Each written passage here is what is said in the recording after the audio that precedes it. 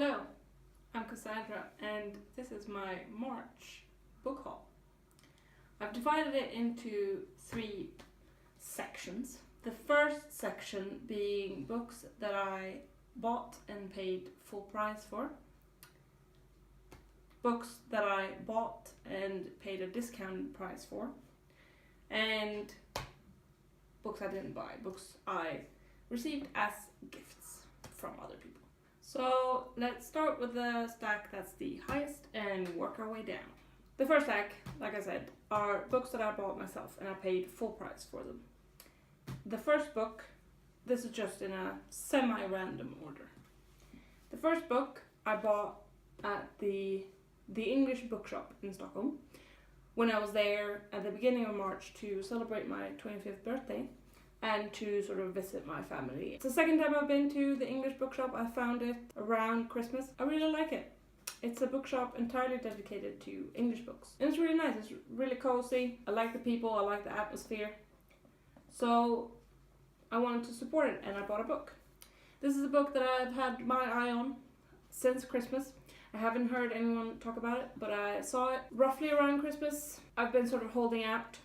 But I decided I wanted to buy a book and then I decided to buy this book. When I bought it, I thought that it was an adult book, but on Goodreads, it's registered as a young adult, and reading it, it was very much a young adult. But yeah, I have read it already. I didn't like it as much as I thought I would.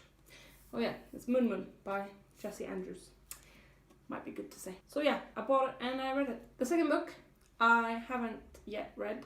I bought this at the Sci-Fi bookshop. Also in Stockholm, in Old Town. That bookshop is probably Sweden's most famous bookshop. It sort of appealed to me. I mean, cats appeal to me. It seems to be about, I haven't read it yet, it seems to be about a man who makes a deal with the devil about one thing disappearing from his life each day. And everything that he gives up, he gets an additional day to live, I think it's about.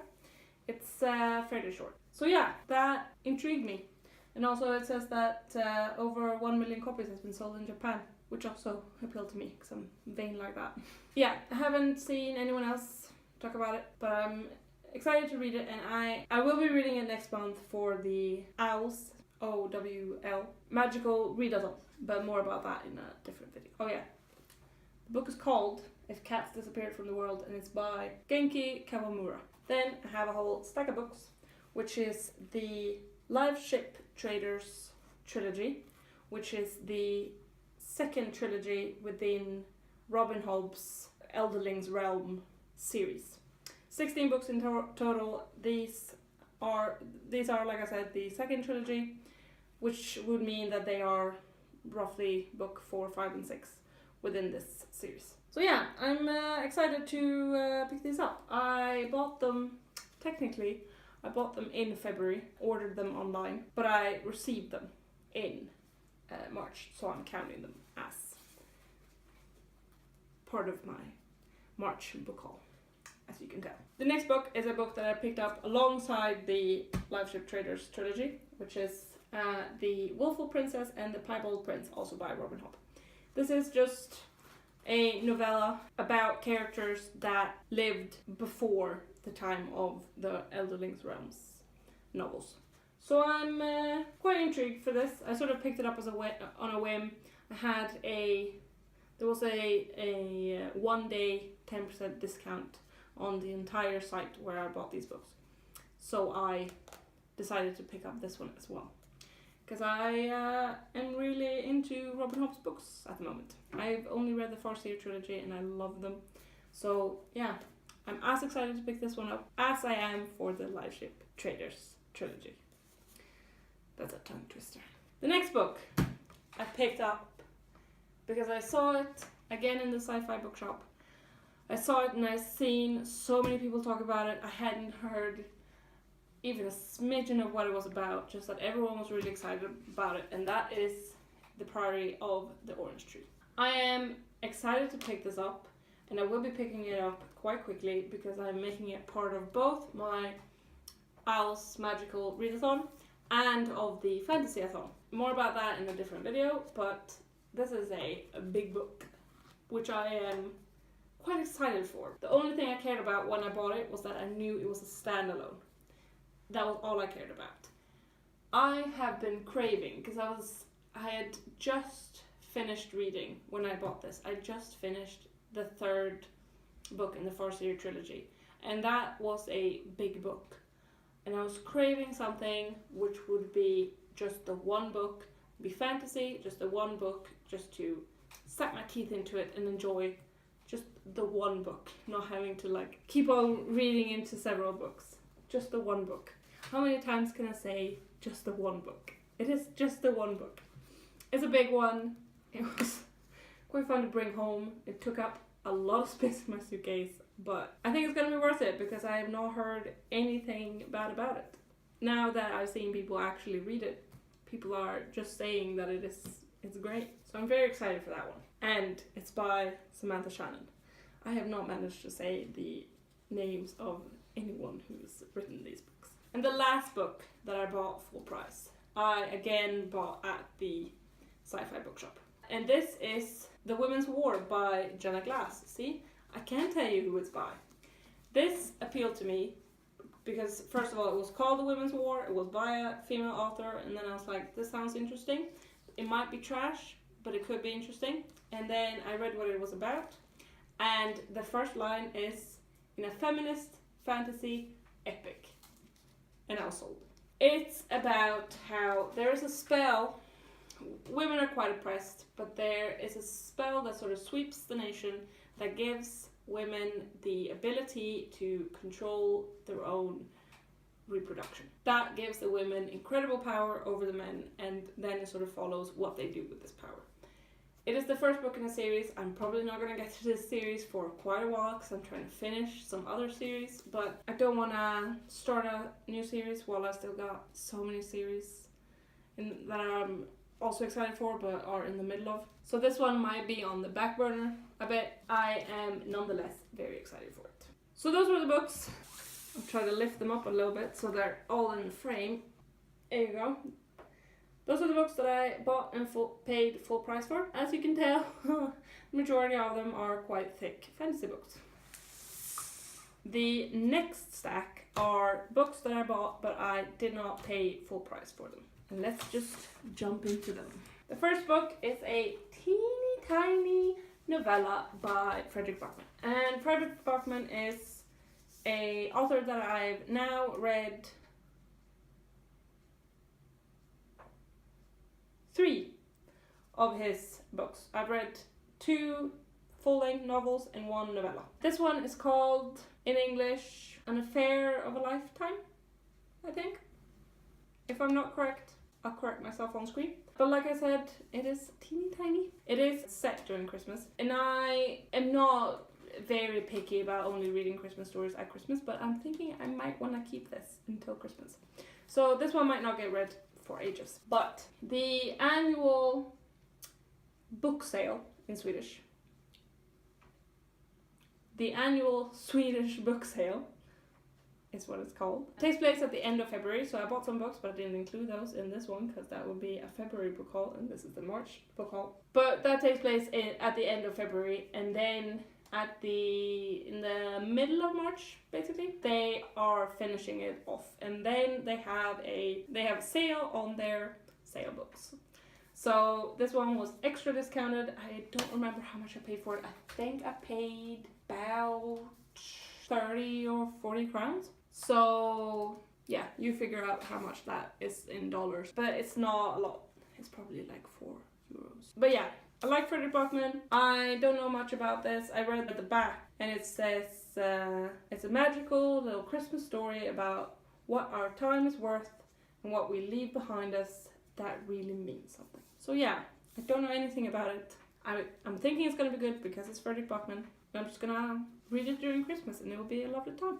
Then I was at some charity shops today and I found a series from my childhood. It's by Martha Sandwall-Bergström. It is the Hula Hula series. Funnily enough, I was at one charity shop, or it's not a charity shop, it's actually just a second-hand shop. And I found the prequel first book, the second book, the 9th book, and the 10th book at that second-hand shop. And then I was over at the Red Cross, which is an actual charity shop, and I found number 3 and 4, which means that I don't have a full set, but oddly enough, there weren't any overlap on those 2 stores, which makes me think that someone has donated 2 books to Red Cross and are selling the other books at that second-hand store. Really odd. Annoyingly, I don't have the rest of the books, but I'm thinking I'm gonna collect these in case I ever have children or if I ever feel like I want to reread them. But I remember really liking it as a child, and I'm excited to own it. Speaking of books I've already read, I picked up A Man Called Ove by Fredrik Backman.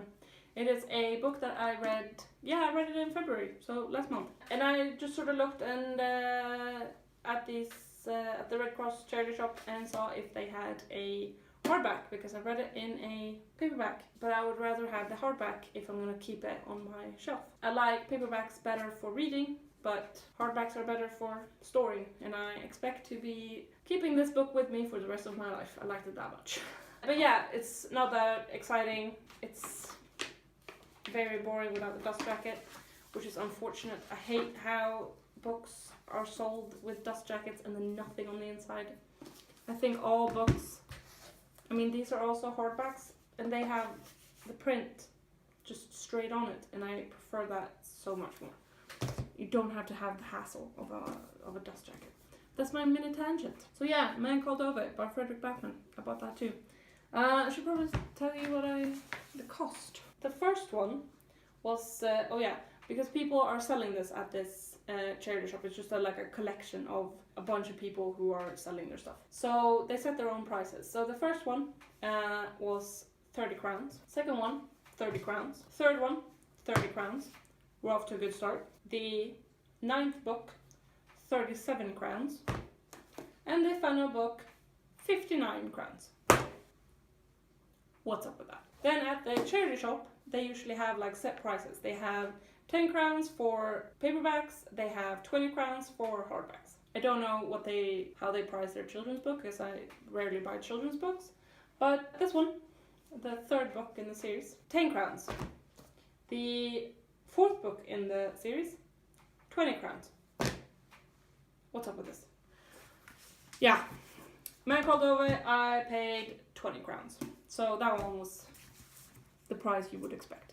Then also at the Red Cross, I paid 20 crowns for Gangsters by Claes Östergren. It is the sequel to his book Gentleman, which I really enjoyed. I read it last summer.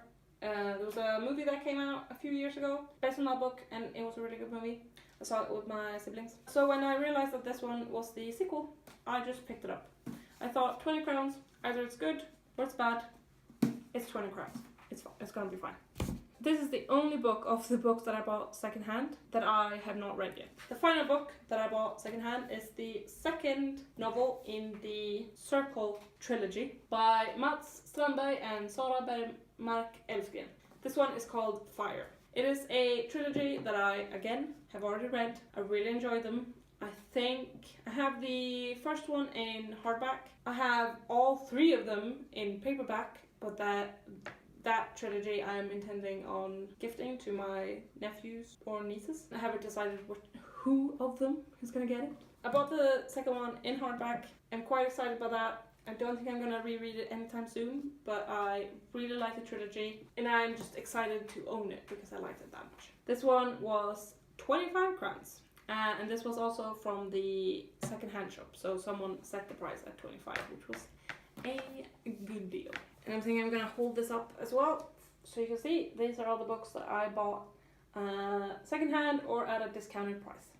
The final stack, gifts. Let's start with these 2. Travels with My Aunt by Graham Greene. I got this from my grandma, just off of her bookshelf. She let me pick out some books and said, do you want to take some books? And I was like, yes, I will take some books. I have heard the name Graham Greene, and I think I heard Travels with My Aunt. Probably I've heard the title from Simon of Savage Reads. because like he gives me all the best book recommendations. And I have read it and I really enjoyed it. Everything except part 2, which is like the last fourth of this novel. I really liked the first 3/4, but the last one I wasn't a fan of. It didn't go where I wanted to go. It was a bit of a disappointment. The second book that I got from my grandma, and this one is in hella poor condition, so I am going to donate it to a charity shop, and they will decide if they want to just throw it away or if they think it can be sold. Because I read it and I don't think I'm ever going to read it again. It's 100 Years of Solitude by Gabriel Garcia Marquez. I really liked parts of it. I didn't care for some of it. I think it dragged at the end because all the characters that I cared about had already died or disappeared. And yeah, there were also some very questionable things that happened in it. I think I gave it a 4 out of 5 stars on Goodreads because I really liked some of it, and like I said, I didn't care for some of it. Not that much to say about it. Like I said, I'm gonna give it away. So look out for that one in an unhaul video. Funnily enough, I have actually already put it in my unhaul pile, but I dragged it out of the unhaul pile to put it to my haul pile. It'd be like that. Then 2 books that I got from my siblings for my birthday, and one of them is a Fredrik Backman book. I read the first Fredrik Backman in November, and then I read my second one in February. And I really like Fredrik Backman. I really got into his writing. I read this one. This one comes highly recommended from Murphy Napier. She's not my friend, even though I wish she was. So she didn't give this to me.